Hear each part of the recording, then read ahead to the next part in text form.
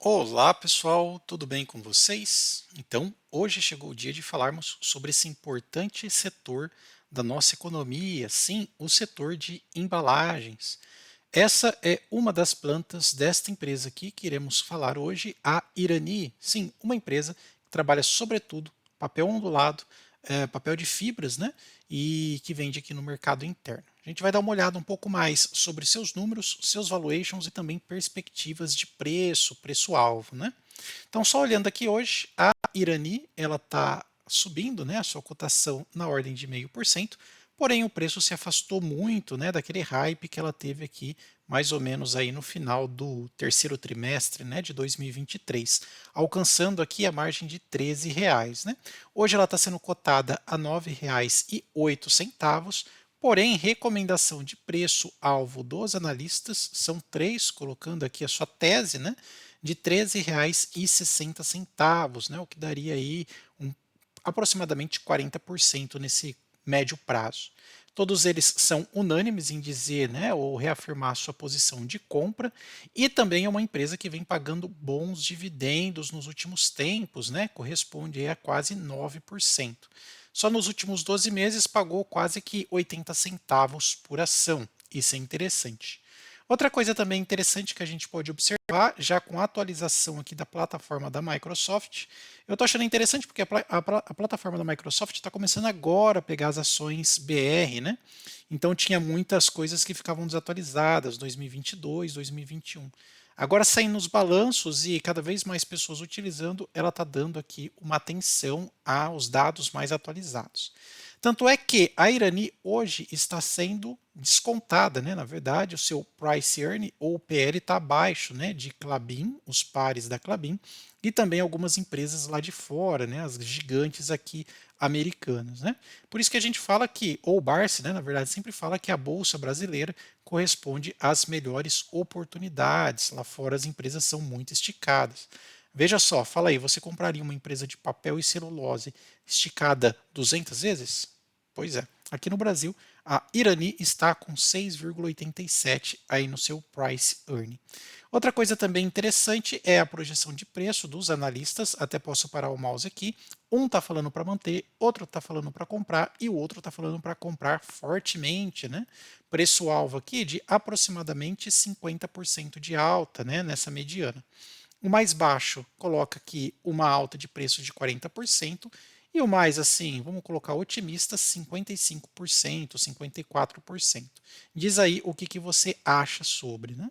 Quando a gente observa aqui as projeções de preço-lucro, a gente pode observar aqui no fechamento de 2023, ela deu uma pequena decepcionada, especialmente aí nos últimos trimestres, o que acabou refletindo um pouco aqui nas cotações. Quando a gente pega aqui a cotação anual, a gente vê que os resultados meio que deu uma decepcionada, porém mantendo aqui esse mesmo LPA estimado aqui na ordem de 1,10, a gente até pode fazer uma conta bem simplificada. 1,1 vezes 4, ou seja, 4 trimestres, multiplicado por 1,1 de LPA, teremos 4,4. E se a gente multiplicar isso por 50%, que é o payout, então, perdão, deixa eu só colocar 4,4 vezes 0,5, 50%, daria R$ 2,20 por ação, o que seria realmente muito alto, né? E se a gente dividir aqui os 2,20 por 0,06, a ação poderia valer R$ 36. A gente sabe que na prática isso nem sempre acontece. Por exemplo, o payout desse último ano de 2023 foi 18%. Então, se você quisesse arriscar aqui a 4,40 vezes 20% aproximadamente, vai dar os 88 centavos. Muito mais razoável do que os outros 3, 4 reais, que isso eu acho altamente improvável. Mas um dividendo de 88 centavos, se a gente dividir pelo 0,06, um valor justo seria R$ 14,66, já próximo do preço-alvo aí dos analistas, né? Pois é, então já teríamos aqui um preço muito próximo do que o mercado está colocando, ok?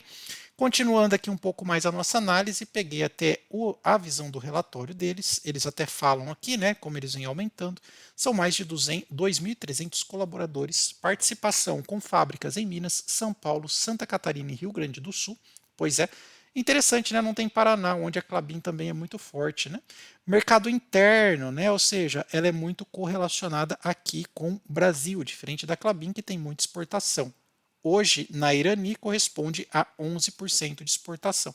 Então, se o real se valoriza frente ao dólar, a Irani tem uma vantagem. Se o dólar valoriza frente ao real, a Irani vai sofrer um pouco com estas margens, porque não tem os seus hedges em dólar. Mas também, por outro lado, tem o benefício porque também não tem as suas dívidas em dólar, como, por exemplo, acontece com Suzano e Klabin. Ok? Uma coisa interessante, nos últimos 12 meses, 1,6 bilhões de receita. Olha só que interessante. Sendo dessas receitas, 58% embalagem sustentável, resume-se em papelão ondulado, ok? Para essas caixas de embalagem, primária e secundária. Também a caixa, né, ou papel de embalagem, aquelas sacolas de papel, isso corresponde a 37% e 5% também aqui com as suas resinas, né, para a parte sustentável também. Muitas empresas compram aí esta resina, tem muita tecnologia nessa fabricação. Um dos pontos que eles colocam de tese é que o mercado de embalagem é totalmente correlacionado com o PIB brasileiro, né? A gente costuma até acompanhar nos telejornais, época dos anos 2000, 2010, sempre eles mediam aqui como que era a fabricação de embalagem, que ela é muito correlacionada com o PIB.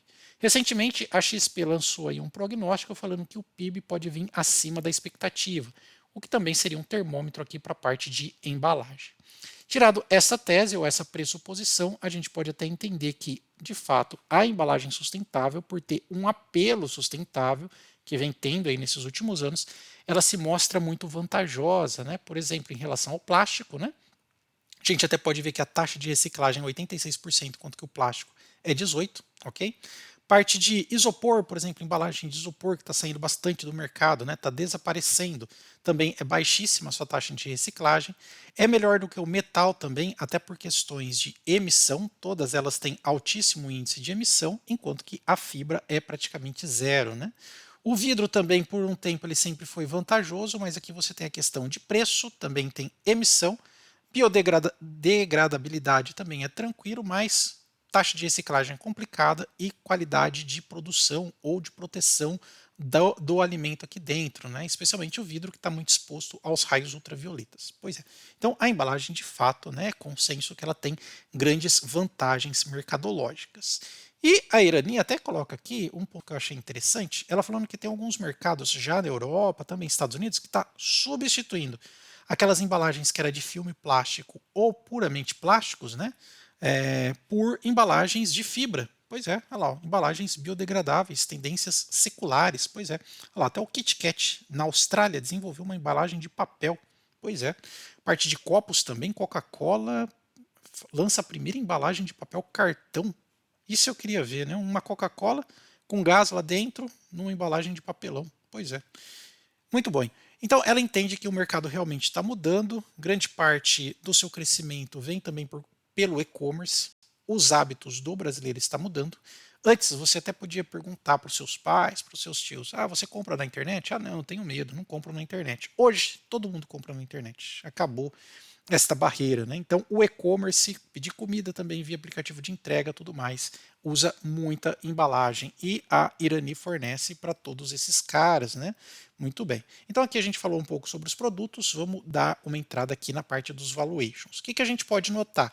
Bem, a Irani vem aumentando cada vez mais a sua liquidez média diária, são 13 milhões, tag along de 100% para aqueles que prezam isso. Outra coisa também interessante, né? Ela também, olha, está com um pouco de ágio, 1,6%, 1,68%, né? Preço sobre o valor patrimonial. O PL está baixo. Vamos só dar uma olhada no histórico aqui, ó. Então, o preço sobre o valor patrimonial está um pouco acima da média. E o PL dela, olha, é que aqui teve um ano que distorceu tudo, mas normalmente é 6,5, né? E hoje ela está 4,7, está baixo. O lucro por ação é alto, está subindo. Então, eu tenho aqui uma queda nos preços e um aumento no lucro, tá? Então o mercado ele pode vir aqui acompanhar os preços junto com o lucro. E outra coisa também interessante, né? A dívida está até que relativamente controlada, meio que marginal, mas beleza. Margem bruta, 46, margem líquida, 28. O que isso significa? Eficiência operacional. Eles usam aqui nas suas fábricas muita tecnologia porque reflete no melhor índice de aproveitamento de margens, né? Então, margem bruta muito próxima da margem líquida, ok? ROI e ROIC, né, ou seja, rentabilidade também está ajudando bastante, 35 e 17, com um crescimento de receitas e um crescimento de lucros ainda não reportados. Muito bem.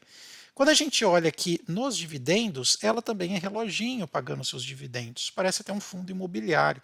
Se eu pegar aqui na perspectiva do ano, é aquilo que a gente gosta, né? Tum, tum, tum, tum, tum, tum, tum, tum, tum, subindo, né? Cada vez subindo mais. Pegar um cálculo médio, 68 centavos por ação, vamos ver aqui, 0,68 dividido por 0,06, preço ideal 11,33. Vamos ver quanto que está a cotação aqui, olha lá, 9,06 para 11,33. No mínimo aqui uns 20% de alta. Pois é, interessante, né? Outra coisa que eu quero mostrar para vocês, acabei de terminar, conhece aí o BI, ou seja, um Business Intelligence? Sim, eu criei um painel inteligente que caça ações baratas, só que com filtros avançados da fórmula de Graham e também de Greenblatt. Isso daqui é um avanço em relação àquela nossa tabela. Por quê? Porque agora ela é interativa. Por exemplo, ó, eu posso pegar aqui ações no mínimo 6% de dividendo, eu quero um PL de no mínimo 0 até um máximo de 15, segundo o Graham. Eu quero um preço sobre valor patrimonial até 1,5, segundo o Graham. Uma liquidez média diária de no mínimo 100 mil, por exemplo, para eu achar aquelas ações até de baixa liquidez, mas que são boas oportunidades. Aqui, por exemplo, eu posso lançar um filtro do ticker que eu quero e o melhor de tudo, que você não vai encontrar aí nas planilhas de preço, tá? Olha, eu posso vir aqui e falar para pegar, de acordo com Graham e também com Greenblatt, apenas as ações que estão baratas aqui para eles, né? E agora aqui eu tenho um filtro destas ações baratas, né? Então, se você quiser ter acesso, né, a esse painel inteligente, lembrando que você precisa ter uma conta no Google, né, um Gmail, alguma coisa assim, né? Você tem que ter um Gmail, porque eu estou usando tecnologia do Google em tempo real. Eu vou deixar o link tanto na descrição quanto também nos comentários fixados. Depois dá uma olhada lá, se você se interessar, clica lá e vê como que funciona, tá bom? Pessoal, agradeço muito aí a atenção de vocês, me despeço, não esquece de deixar aquele like e também se inscrever aí no nosso canal. Até mais, tchau, tchau.